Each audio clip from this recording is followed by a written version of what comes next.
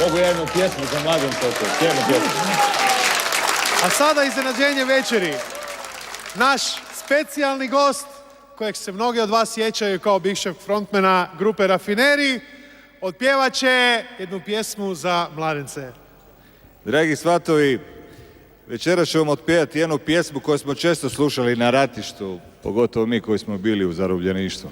Ja mislim da ćete je prepoznati. Moram priznati da je meni osobito draga. Hajde, dosta priče. Pjevaj, gazda. Polako, kume, polako. Ajmo, momci iz D-dura. Ajde, opali D-dur.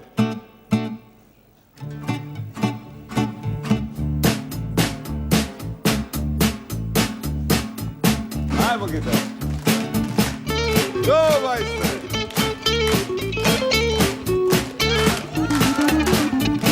Ajmo, harmonika. Hop, hop, hop. Ajmo, svatovi ruke gore. Ajmo.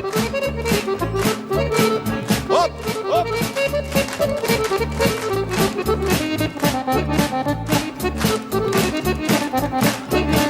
Ko to kaže, ko to laže, Srbija je mala. Ko to kaže, ko to laže, Srbija je mala. Nije mala, nije mala, 3 put ratovala.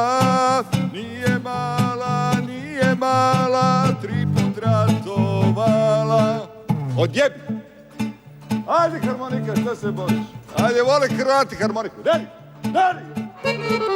Tako. Hop!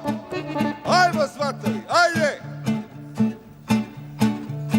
Šta je bilo? Šta se ne sviđa?